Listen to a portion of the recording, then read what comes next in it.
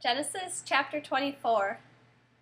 By now Abraham was old, advanced in years, and Adonai had blessed Abraham in everything. Abraham said to the servant who had served him the longest, who was in charge of all he owned, "Put your hand under my thigh, because I want you to swear by Adonai, God of heaven and God of the earth, that you will not choose a wife for my son from among the women of the Canaanite, among whom I am living, but that you will go to my homeland, to my kinsmen, to choose a wife for my son Yitzchak." The servant replied, "Suppose the woman isn't willing to follow me to this land. Must I then bring your son back to the land from which you came?" Abraham said to him, "See to it that you don't bring my son back there. Adonai, the God of heaven, who took me away from my father's house and away from the land I was born in, who spoke to me and swore to me, 'I will give this land to your descendants.' He will send his angel ahead of you, and you are to bring a wife for my son from there. But if the woman is unwilling to follow you, then you are to release from your obligation under my oath. Just don't bring my son back there." The servant put his hand under the thigh of Abraham, his master, and swore to him concerning the matter. Then the servant took 10 of his master's camels and all kinds of gifts from his master, got up, and went to Aram Naharaim, to Nahor's city. Toward evening, when the women go out to draw water, he had the camels kneel down outside the city by the well. He said, "Adonai, God of my master Abraham, please let me succeed today, and show your grace to my master Abraham. Here I am, standing by the spring, as the daughters of the townsfolk come out to draw water. I will say to one of the girls, 'Please lower your jug, so that I can drink.' If she answers, 'Yes, drink,' and I will water your camels as well, then let her be the one you intend for your servant Yitzchak. This is how I will know that you have shown grace to my master." Before he had finished speaking, Rivkah, the daughter of Bethuel, son of Milcah, the wife of Nahor, Abraham's brother, came out with her jug on her shoulder. The girl was very beautiful, a virgin, never having had sexual relations with any man. She went down to the spring, filled her jug, and came up. The servant ran to meet her and said, "Please give me a sip of water from your jug to drink." "Drink, my lord," she replied, and immediately lowered her jug into her arm and let him drink. When she was through letting him drink, she said, "I will also draw water for your camels until they have drunk their fill."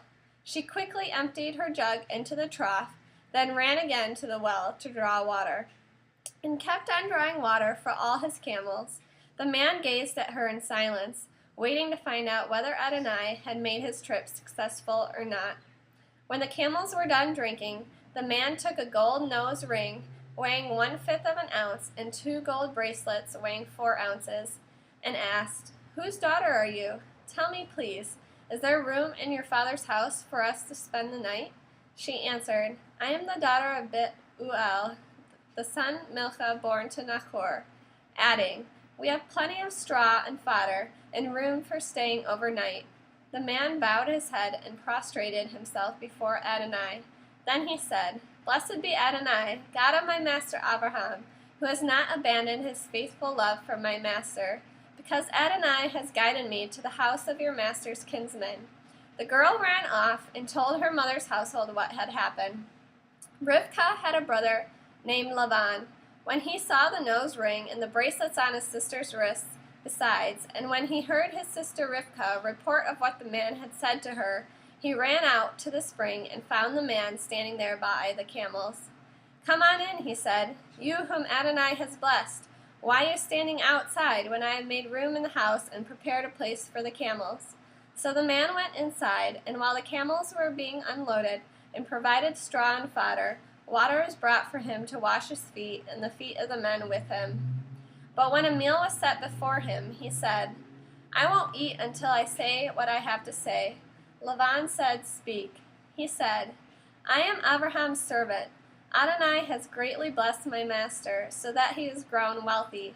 He has given him flocks and herds, silver and gold, male and female slaves, camels and donkeys. Sarah, my master's wife, bore my master's son when she was old, and he has given him everything he has.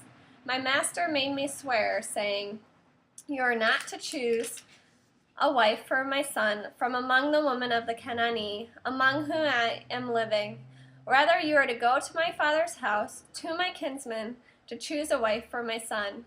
I said to my master, 'Suppose the woman isn't willing to follow me?'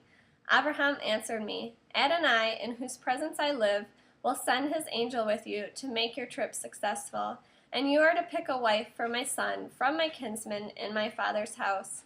This will release you from your obligation under my oath. But if, when you come to my kinsman, they refuse to give her to you, this too will release you from my oath.'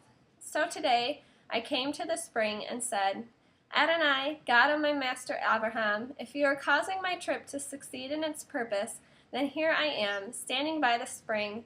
I will say to one of the girls coming out to draw water, "Let me have a sip of water from your jug."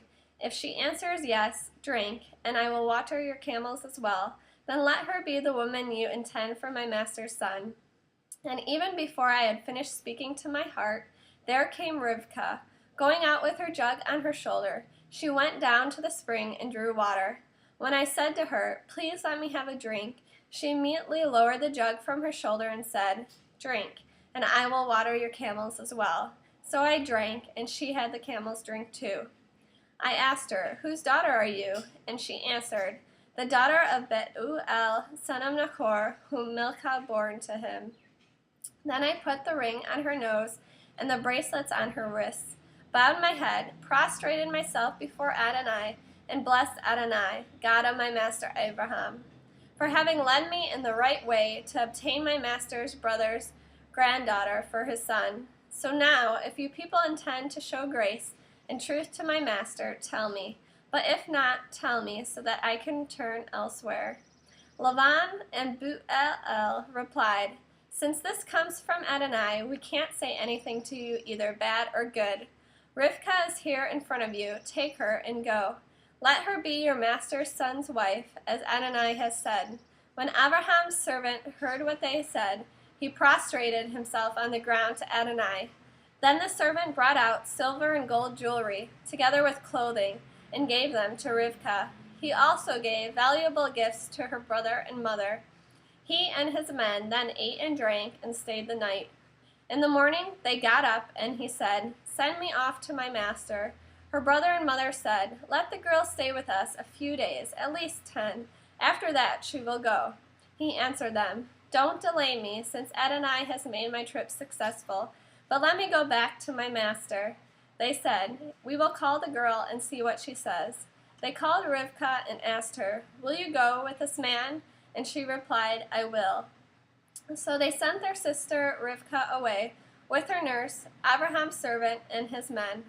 They blessed Rivkah with these words, "Our sister, may you be the mother of millions, and may your descendants possess the cities of those who hate them." Then Rivkah and her maids mounted the camels and followed the man. So the servant took Rivkah and went on his way.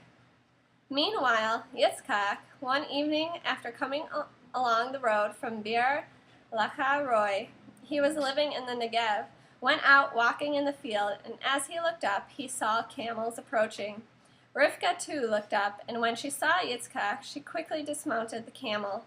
She said to the servant, "Who is this man walking in the field to meet us?" When the servant replied, "It's my master," she took her veil and covered herself. The servant took Yitzchak everything he had done. Then Yitzchak brought her into his mother Sarah's tent and took Rivkah, and she became his wife, and he loved her. Thus was Yitzchak comforted for the loss of his mother.